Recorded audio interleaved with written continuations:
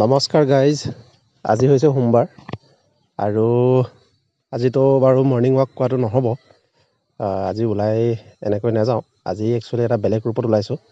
আজি তাতে গৰু বিহু আৰু গৰু বিহুৰ দিনা এয়া প্ৰথমতে চাকটো ৰেডি আছে আৰু মাখিলতী এটা টোপোলা লৈ লৈছোঁ, কিয়নো আমাৰ পৰম্পৰা আছে যে প্ৰথম দিনাখন হৈছে গৰু বিহু আৰু গৰুক ধুনীয়াকৈ গা পা ধুৱাই লাও বেঙেনা খুৱাই, আৰু এয়া দেখিছে গৰুক অলৰেডি মাহ হালধি সনা হৈ গ'ল গোহালিতে, আৰু এতিয়া তেওঁলোকক পথাৰলৈ লৈ যোৱা হ'ব। আৰু পথাৰৰ কেতিয়াবা নৈত বা কেতিয়াবা পুখুৰীত লাহনিৰে গা পা ধুওৱা হয়। আৰু লাও বেঙেনা খোৱাৰ পিছত এয়া তামোল পাণ কাটি সকলোৰে সেৱা লৈ গোটেই বছৰটোৰ বাবে এনেদৰে আৰু মাখিলতী ঘৰত আহি মাখি পেলাই পাত মাখি এয়া মাৰো জাত গোটেই জাত ঘৰটোত মাখিলতী মাখি পাত মাখিলতিয়ে মাখি মাৰো জাত মাখি পাত মাখি মাৰো জাত জাত এনেকৈ কৈ তাৰপিছত এয়া কণী যুঁজোৱা হ'ল।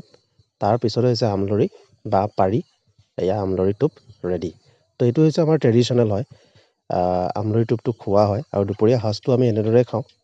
লেটা আছে, তাতে আমলৰি যিটো অলৰেডি দেখাইছিলোঁ, আমলৰি চব্জি এনেকৈ ভাজি টাইপৰ এনেকৈ বনোৱা হয়। তাৰপিছত এখন খাৰ চব্জি বনোৱা হয়, মাংস লোৱা হয়।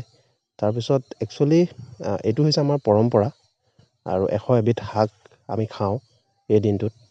আৰু যিহেতু কাঁহী মানে আমাৰ ভৰি থাকে, এই যে পৰম্পৰা, এই পৰম্পৰাটো হৈছে আমাৰ অতীজৰে নিয়ম। গৰু বিহুৰ দিনাখন আমি এনেদৰেই খাদ্যটো উপভোগ কৰোঁ সকলোৱে মিলি ঘৰত। আৰু তাৰপিছত গধূলি অহাৰ পিছত এয়া পদূলি মুখত এটা জাগ দিয়া হয়। ঘৰৰ সন্মুখত, দুৱাৰ সন্মুখত তাতো এটা জাগ দিয়া হয়। তাৰপিছত আকৌ গোহালিতো এটা জাগ দিয়া হয়। তাৰপিছত গৰুক ধুনীয়াকৈ নতুন পঘাৰে সেইদিনাখন বন্ধা হয়। নতুন পঘাৰ গৰুৰ বাবে তৈয়াৰ কৰা হয় আৰু এনেদৰে আমি গৰু বিহুটো পালন কৰোঁ। আপোনালোকৰ বাৰু কেনেকৈ গৰু বিহু পালন কৰে, আপোনালোকে নিশ্চয় মোক কমেণ্টত জনাব বুলি আশা থাকিল। আৰু সময়বিলাক যে ইমান সোনকালে পাৰ হৈ যায় এই বিহুৰ বতৰত। আৰু মই যে এইমাত্ৰ দেখালোঁ 3টা জাক, জুইৰ জাক, সেই জাককেইটাত দিয়া হয় কেৰা কঁঠাল, ভাং, তুঁহগুৰি আৰু খেৰ দি পেলাই জ্বলোৱা হয়। আৰু আমাৰ ঘৰত এনেদৰে গৰু বিহু পালন কৰা হ'ল।